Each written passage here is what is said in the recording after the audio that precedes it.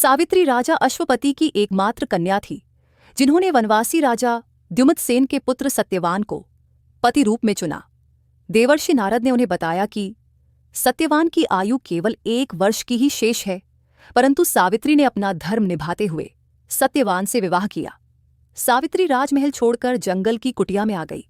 सत्यवान अग्निहोत्र के लिए जंगल में लकड़ियां काटने जाया करते थे। अपनी मृत्यु के दिन भी वे कुल्हाड़ी उठाकर जंगल की तरफ चले गए। सावित्री भी उनके पीछे वन में चली गई। सत्यवान लकड़ियां काटने वृक्ष पर चढ़े, परंतु उन्हें चक्कर आने लगे और वे कुल्हाड़ी फेंक कर नीचे उतर आए।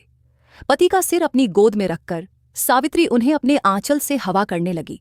थोड़ी देर बाद उसे भैंसे पर चढ़े हुए यमराज दिखाई दिए। वे सत्यवान के शरीर से उसके प्राण खींचकर अपने साथ ले जाने लगे।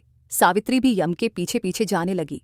यम ने बहुत मना किया, लेकिन सावित्री नहीं मानी। उसकी की इस निष्ठा और पातिव्रत धर्म से प्रसन्न होकर यमराज ने उसके अंधे सास ससुर को आंखें दी, खोया हुआ राज्य दिया, उसके पिता को 100 पुत्र दिए और सावित्री को लौट जाने को कहा। मगर सावित्री नहीं लौटी।